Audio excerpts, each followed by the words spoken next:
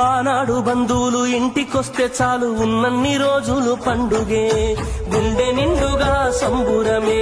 ఆరు బయట నులక మంచంపై పడుకొని కబురులెన్నో చెప్పుకుంటుంటే మనసు నిండుగా సంతోషమే.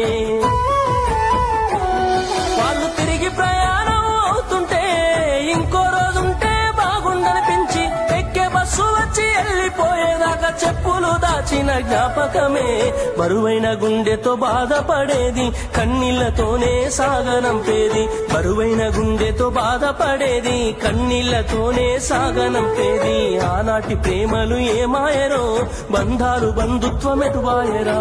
డబ్బు బంధాలే మిగిలేనురో, మనుషులే దూరమయ్యేనురా.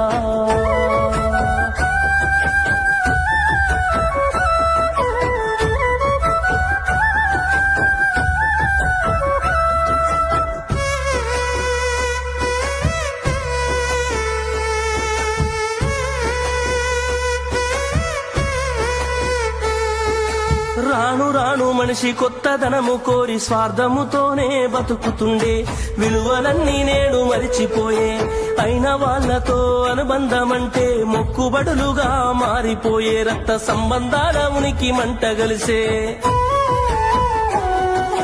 ఒకటే ఊరిలో ఉంటున్నా ఏడాదికోసారి కలుసుడాయే, ధనవంతులుగా కొంత మారిపోతే నిరుపేద బంధువుల మరిసిపోయే. డబ్బున్న వాళ్లకు ఒక తీరు మర్యాద, నిరుపేద బంధువులకింకొక మర్యాద. డబ్బున్న వాళ్లకు ఒక తీరు మర్యాద, నిరుపేద బంధువులకింకొక మర్యాద. ఆనాటి ప్రేమలు ఏమాయరో, బంధాలు బంధుత్వం ఎటువాయరా. ఆనాటి ప్రేమలు ఏమాయరో, బంధాలు బంధుత్వం ఎటువాయరా.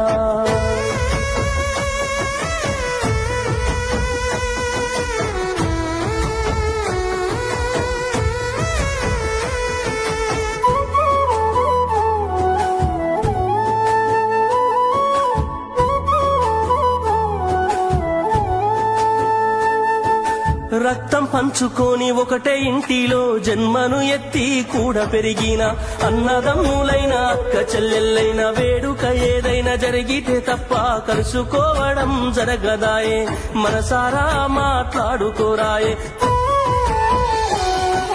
భోజనాలకు గంట ముందు వచ్చి పని ఏదో ఉందన్న సాకుతోటి మొక్కుబడిగా భోజనం అయిన వెంటనే ఉంటామంటూ వెళ్లిపోవుడాయే. కనతల్లిదండ్రులను పలకరించే తీరిక లేని సంపాదనాయే, కనతల్లిదండ్రులను పలకరించే తీరిక లేని సంపాదనాయే. ఆనాటి ప్రేమలు ఏమాయరో, బంధాలు బంధుత్వం ఎటువాయరా.